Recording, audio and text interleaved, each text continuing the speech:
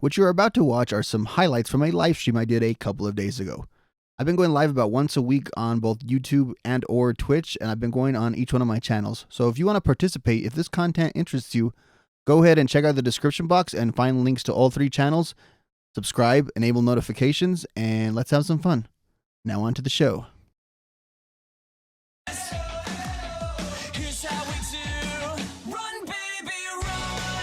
Welcome to WatchMojo, and today we're counting down our picks for the top 10 pop punk bands of the 2000s.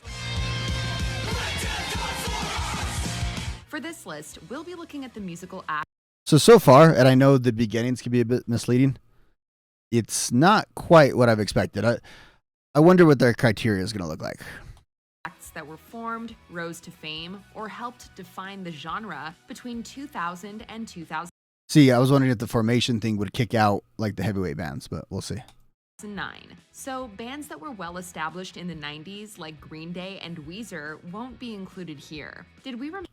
That's kind of fair, and when I've made assessments of the era, I feel like I always have to separate bands like that, and I don't really consider Weezer pop punk.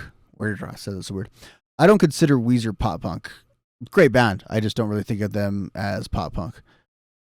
Green Day is pop punk, but a different style of pop punk. I laid that out in my Green Day in the early 2000s video.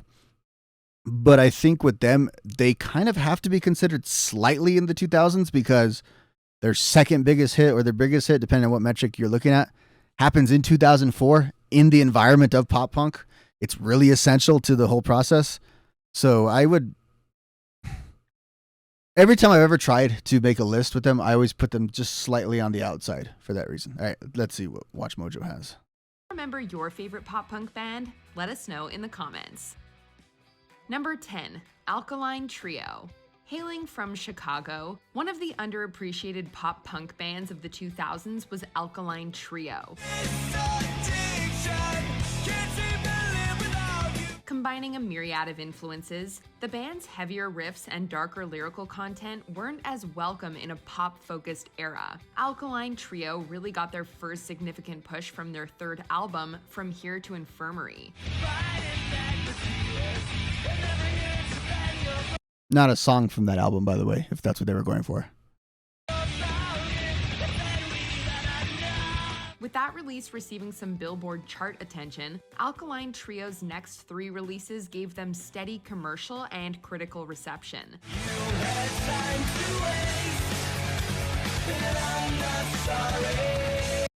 Damn it, we listened to some Alkaline Trio earlier, and now I just want to listen to them again. The true extent to the band's influence extended beyond the decade, starting 2010 with their most successful album to date. Not only that, singer Matt Skiba kept his pop-punk cred going as the newest member of Blink-182 starting in 2015. Okay, a few things there, and I'm being kind of nitpicky. I mean, the extent of their influence, and they're talking about, is this cursed? Being really successful, which I get it from that perspective because you have multiple generations of fans. They're just a big time band, and I talked about it with Mike DeMonte before of a whole almost 2 hours talking about Alkaline Trio. But I think their influence needs to be on what they did for the genre in the directions they took it in. It's weird because they're not always considered pop punk. Anyone who knows anything about anything will know that they're pop punk, especially on some of those earlier albums. But even on Good Morning, there's plenty of pop punk on Good Morning. But I think their influence is bringing in these other sides to pop punk that are so common now. Like, it's not just the emo bands that brought that element into pop punk. You have to give Alkaline Trio at least some credit for that. Like bringing in like influences like The Cure and that gothic style, both aesthetically and musically. A lot of that's a lot more common in pop punk after Alkaline Trio happens. So I just feel like you can acknowledge that. But yeah, and then Matt joined Blink-182, keeping his pop punk bona fides up. Hasn't been that well received though. Let's be honest. It's not terrible. And heck, it might be coming to an end.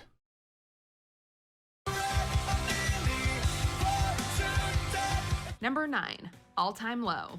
With their signature bangs and Good highlights, choice. Good choice. All Time Low arrived at the tail end of a fruitful decade for pop punk.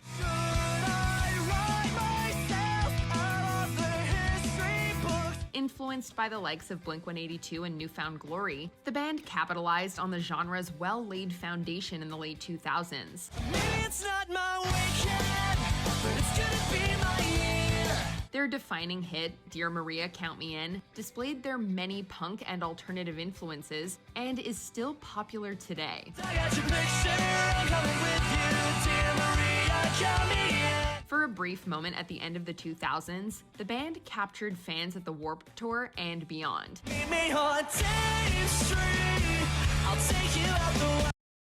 Nothing I find objectionable there, although when I think of like my knowledge of certain artists, in those last two, I could do hours of podcasts on Alkaline Trio. I could have a nice 20-minute conversation about Old Time Low. I like them. They're just never my absolute cup of tea. They're kind of a bridge, I think, to the 2010s pop punk and like the New Found Glory stuff. I think they're the connective tissue. In recent years, the band members received allegations against them that call into question their legacy, while All Time Low keeps touring and releasing. How many bands are going to have that issue on this list? Just a thought. Music, their reputation took a substantial hit in the last few years. This game, you're not These ready for. ads. Number 8, Good Charlotte. After Is 8 too low for Good Charlotte?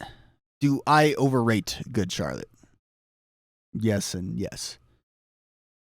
Especially when I talk about influence beyond, like they did with Alkaline Trio. Like, they have a huge influence in just music.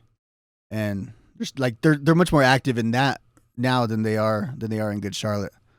Although the December song they had a couple years ago, that one hits me like a ton of bricks. Plus, like, if this list, and I guess that's not the intent here, it's supposed to be like bands that evoked conversation and emotion, Good Charlotte would be way further up there. After a modest debut in 2000, this pop-punk band struck a chord with their next several releases. Their second LP, The Young and the Hopeless, 20 years ago in October, provided them with the foundation for a prosperous career.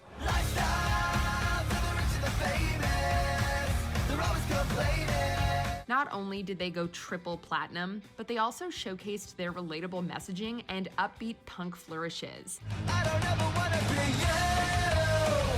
Don't wanna be just like you. Their aptly titled track, I cannot wait to deep dive into that album in a couple weeks. It's going to be fun. I'm going to lose all my subscribers, but it's going to be fun. Anthem shot them to the top of pop punk royalty and later received gold certification. In their third album, The Chronicles of Life and Death, the band went platinum with another bundle of supercharged hits. It was always pop punk, like Good Charlotte, no matter what other directions of music they go. Their core is pop punk, and I feel like they were one of the first bands that set pop punk up as a core to have. But to me, their pop punk era does kind of end after those first two albums. Like they brought in so much other stuff, and that started to take over some of the hits. That they still played pop punk music, but I didn't ever quite consider them a pop punk band the same way I did in the first two albums. Sustaining their popularity into the next decade, Good Charlotte dished out something for both pop punk purists and rainy day fans.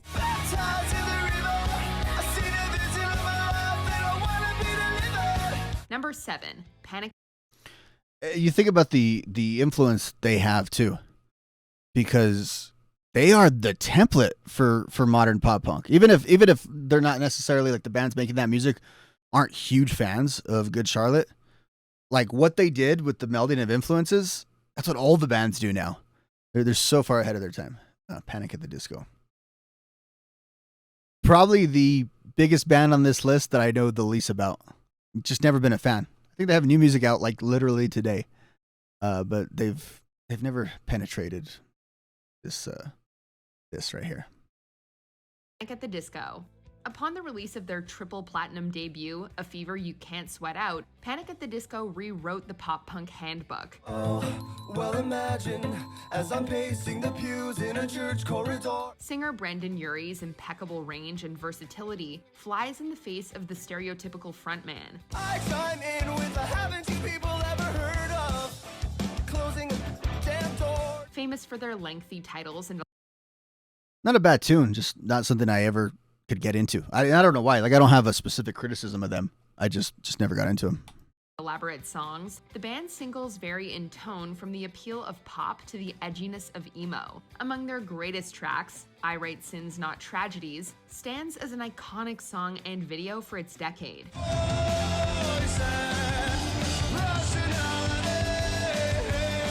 Closing out the decade with their hit 9 in the Afternoon, the group shed much of their gothic elements for a Beatles-inspired sound. We're feeling so good, just the way that we do when it's 9 in the afternoon.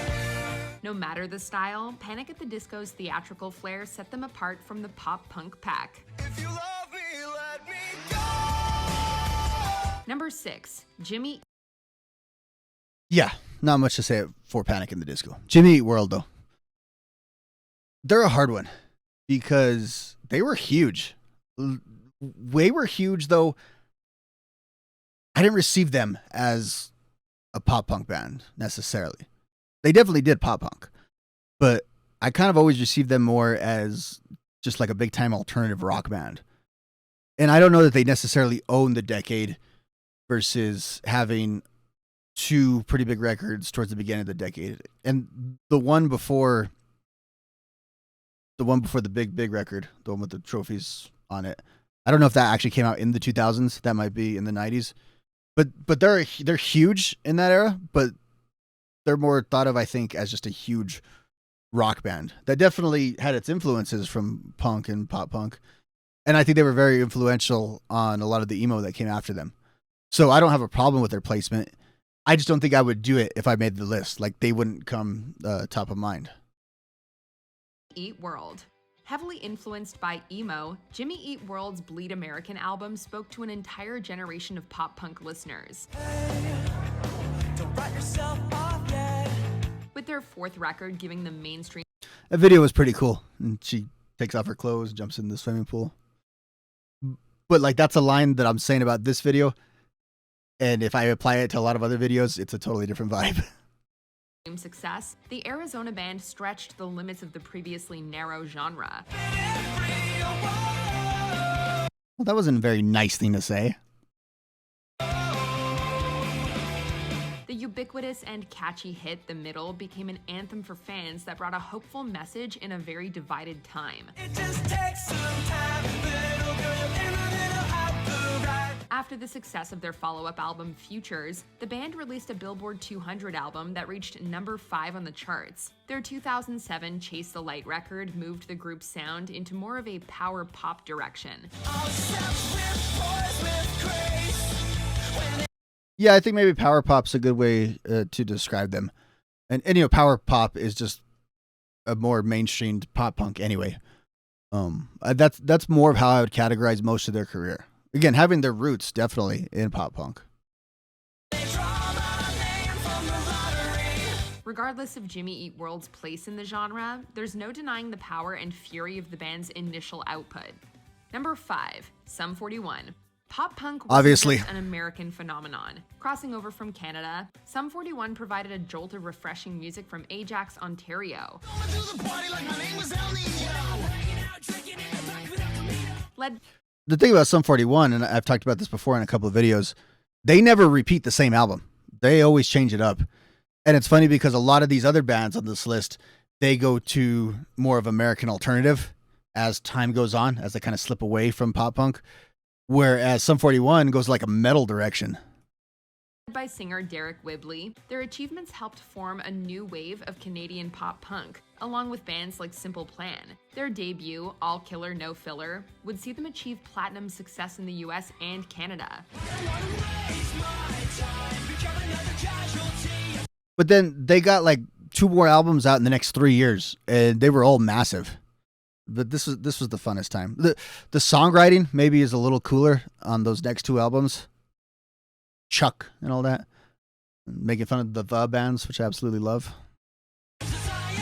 Songs like the fiery Fat Lip and the equally catchy In Too Deep put a raw spin on pop punk.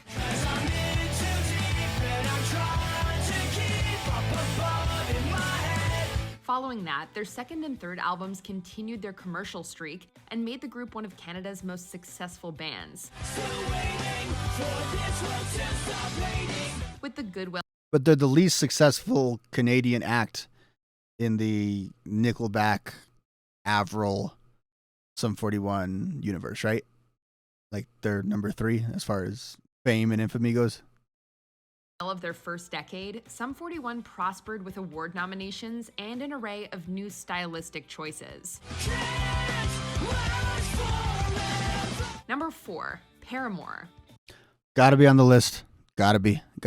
Again, not exactly my cup of tea, but no way you can deny what an influence they were, and still are too. Like, that's the thing with Paramore, is everything sounds like it. Like, how many times is Olivia Rodrigo going to get sued by Paramore because of how influential Paramore is and was? We're willing to bet most people have the chorus of at least one Paramore song committed to memory.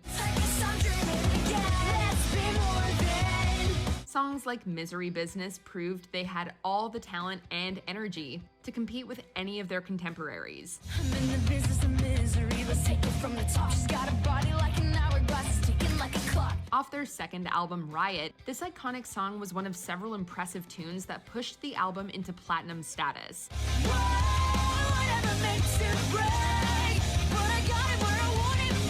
Lead singer Hayley Williams stood out as a versatile talent that could command a band and collaborate with other artists. While the band's lineup changed, the group still grew to further success and earned Grammys in their next decade. Showing that pop punk wasn't merely a guy's genre, Paramore is still one of the most notable female-fronted bands in the genre. Number 3, Newfound Glory. Yeah, I'm really going to argue that point, that Newfound Glory shouldn't be on this list. That's really my brand. Formed in 1997, Newfound Glory rose to fame in the 2000s, alongside a host of huge pop-punk talent. Their self-titled debut album made the alternative charts with the track Hit or Miss. 22 years ago now with that song. Think about that for a second. Among the foundational and influential groups of the millennium, the band's attitude and subversive energy made them fan favorites in the genre's second surge. They're a true band of the second surge too. That's what's great about them, is like they have roots. Obviously, they have roots in hardcore, as was pointed out in the video I made about them. But they have roots, obviously, in the 90s, but they really come to life in the 2000s. Unlike, say, like a band like Blink or even a band like Alkaline Trio. So they're very much that era. But what's great about them is they carry into the next couple of eras. Like, especially with their establishment of easycore and bringing those elements in. Then they go back to pop punk, and they're still basically better at it than everybody. Like, that's awesome. Love them. Upon the release of their third album, Sticks and Stones, the group went on an acclaimed run with singles like My Friends Over You. While they didn't achieve the same sales numbers as their fellow bands, Newfound Glory stuck it out with a prolific and inspiring pop-punk discography.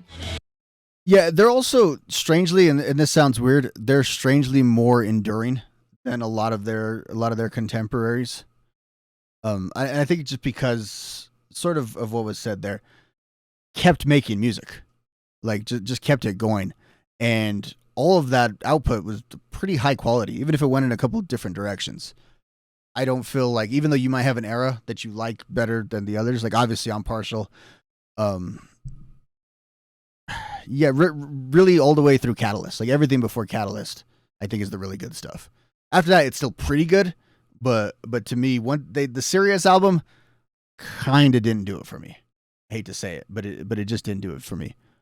But everything else in their catalog is very good. But especially up to that point, it was all so solid. I'm glad to see them get number 3 on here, because I feel like they get discounted for a lot of the bands that they're talking about there that were more commercially successful.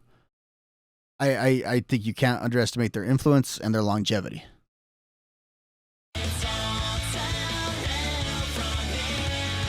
Number 2, Fall Out Boy.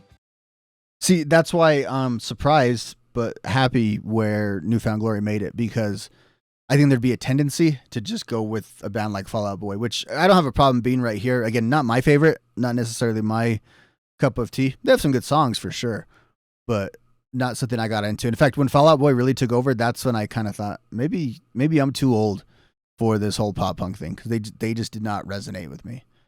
But a huge band, like a huge just band, period. This era, but also like the following decade too. They're one of the biggest bands. I really don't care what they have to say about Fall Out Boy, because I'm not that invested in Fall Out Boy. With the remaining options, what's number 1? Like that's a good piece of suspense there. I'm sure with the honorable mentions will be tasty. Carrying the torch of pop and emo punk, Fall Out Boy made a name for themselves during the genre's peak in the mid-2000s.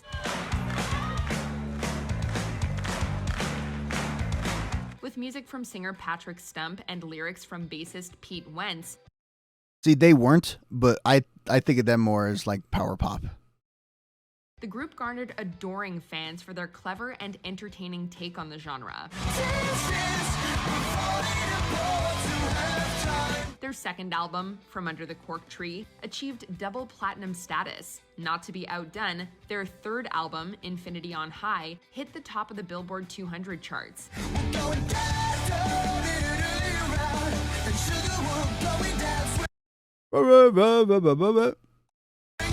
Between Sugar We're Going Down to Thanks for the Memories, the band were among the most played and commercially viable bands of their day. While they've experimented with their sound since then, Fall Out Boy's accomplishments provided listeners with over a decade of amazing music.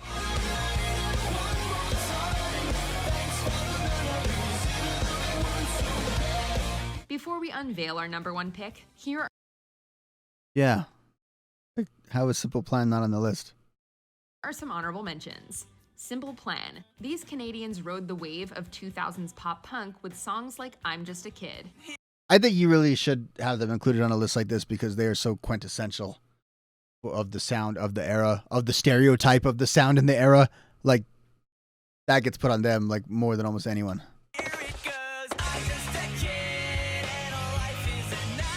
4 Years Strong. The creative band landed at the end of the decade with a Yeah, I'm just not as up to speed on them. Not a bad choice, but I don't think necessarily belong. unique twist on pop punk. The All-American Rejects. Power pop and pop punk collided to create this hit-making rock band. I guess that's why you would keep them off the list. They were huge, though. I mean, they were huge, and they were huge while still being like openly a Warped Tour band. I think them and Yellow Card. Like I'm expecting Yellow Card to come up on there. Not a lot. 209. You got something for me to listen to though. Throw it in the chat. Maybe I'll give it a listen.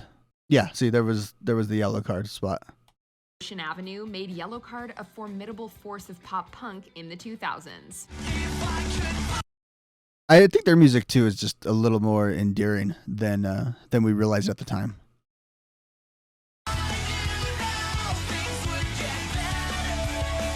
Taking Back Sunday. This edgier pop. How come they're not on the list? I don't know who you would remove, but if it's going to be open as it was in other parts of the list on the emo side of things, like how are they not on the list? It's hard to fit 10 bands. and you're already like making exceptions, like not having Weezer and Green Day in there. It's a tough list to make. I'll give them credit. Tough list. Punk band made a splash with their album Louder Now.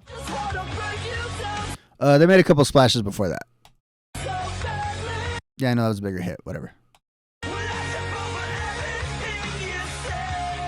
Before we continue, You have a good link for it? Send me a link, 209. be sure to subscribe to our channel and ring the bell to get notified about our latest videos. You have the option to be notified for occasional videos or all of them. If you're on your phone, make sure you go into your settings and switch on notifications.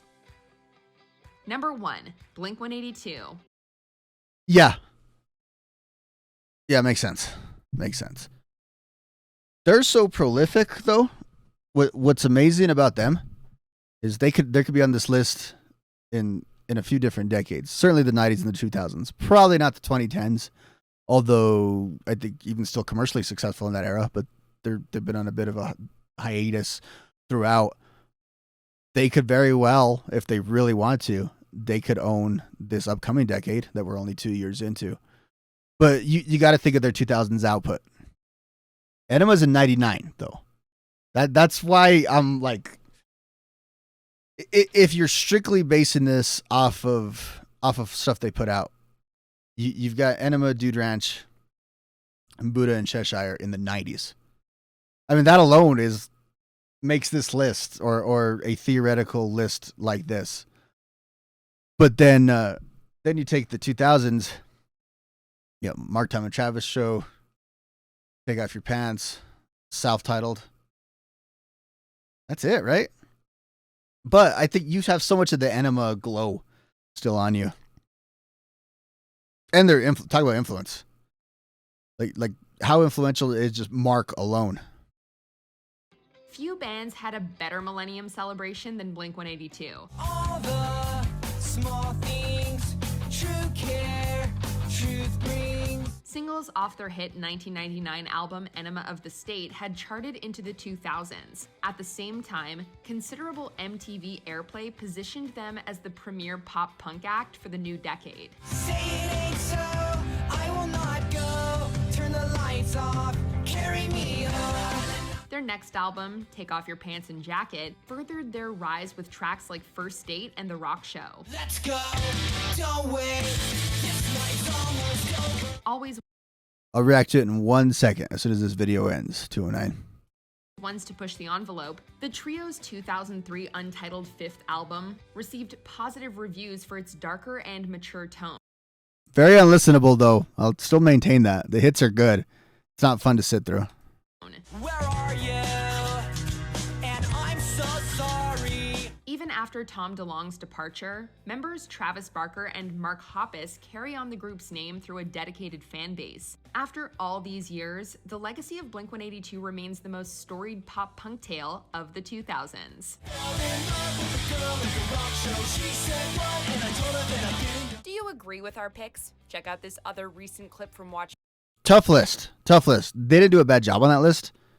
It's hard to find 10. It's hard to fit 10 and still do it justice. Still make sure you include the Alkaline Trios and Newfound Glories on that list, but also kind of hard to uninclude the Jimmy Eat Worlds. And obviously you're going to have Fall Out Boy and the like on the list. Tough list to make, for sure.